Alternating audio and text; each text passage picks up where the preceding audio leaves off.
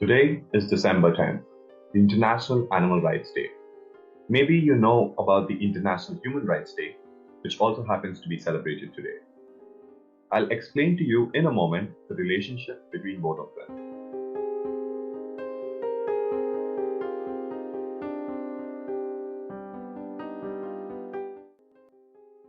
We know that in general, in our society, the interests of other animals are often given little attention. We use them as we want for all kinds of purposes, and we deny them help when they are victims of any misfortune, accident, or disease. They are victims of speciesism, the discrimination that animals suffer from humans, in the same way that certain groups of humans suffer from other types of discrimination, such as racism, sexism, or homophobia. However, just like humans, animals have the same capacity to suffer and be affected by what happens to them. So they need their rights to be defended, both ethically and legally. This is what International Animal Rights Day is all about. Every year on December 10th, organizations in defense of animals organize events of all kinds to demand respect for non-human animals. At Animal Ethics, we also want to mark this day in defense of animals and for the end of speciesism. You can see several talks that we have published in other years on our YouTube channels. Today, we want to give a quick overview of the fundamental concepts that we defend at Animal Ethics.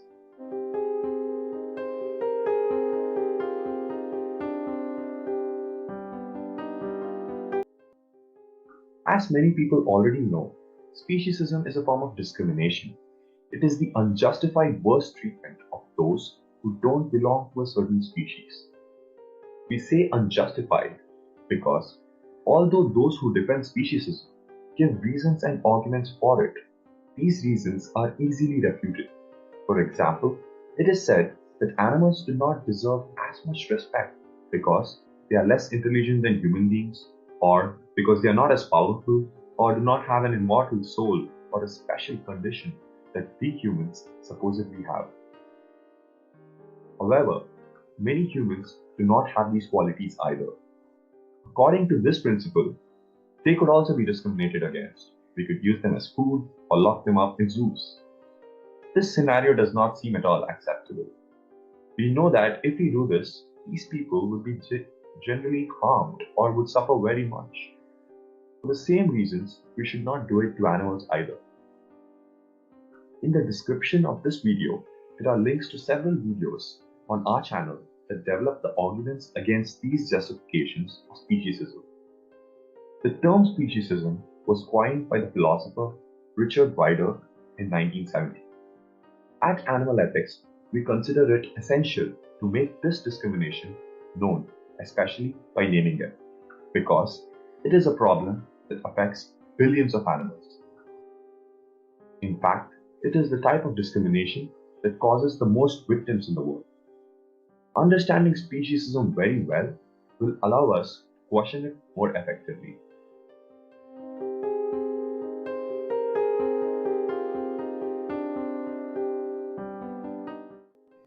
Sentience is the capacity to have experiences. It is not the mere capacity to perceive stimuli, which plants can also do. Sentient beings, besides being alive, are able to transform these stimuli into experiences. That is, they feel. Therefore, it is very important that we distinguish between being alive and being sentient. They are not the same. Many people believe that animals of species other than our own cannot really feel or have no consciousness of the world around them. Fortunately, this idea is becoming less and less popular, thanks to scientific evidence. But how do we know the non-human animals can suffer or enjoy their experiences? There are a few indicators that we can look at to find out. They do not suffer and enjoy by magic or by some mysterious means whose cause we cannot clearly explain.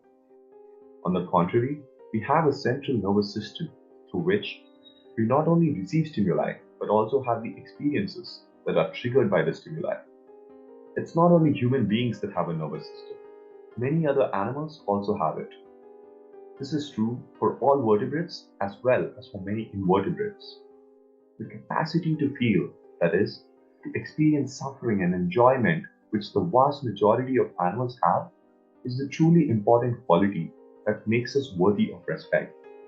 Skin color, social status, or intelligence is not. We are equal in our ability to feel.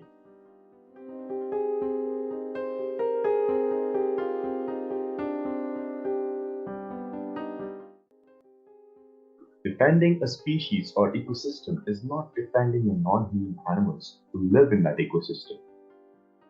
Campaigns in defense of environment sometimes show animals as victims of ecological damage. This may make us think that an environmental movement defends every individual animal, but this is not the case.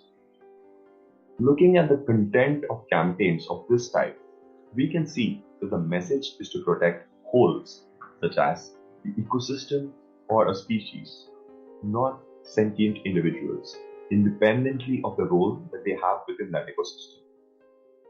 Generally, the important thing for environmentalist campaigns is not that other animals also want to live their lives, but that we can exploit them in a sustainable way.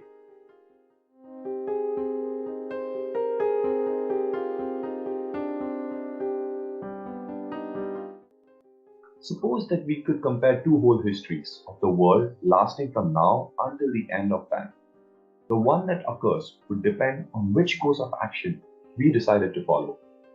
If our aim is making the world the best possible place for all sentient beings, the question is, which of the two courses of action would bring about the best outcome for sentient beings from now until the end of time? However, we are generally more concerned with the present or the near future than with what may happen in the long future. This also affects our work for animals. We often focus more on changing the lives of animals living in the present without caring too much about the problem that sentient beings in the future will have to face. This means that future beings are considered less than the animals of the present, but this should not be the case. Their interests are the same. But that's not all. We have reasons to believe that in certain ways, animal suffering will increase to astronomical levels. For example, the exploitation of insects for the food industry could increase.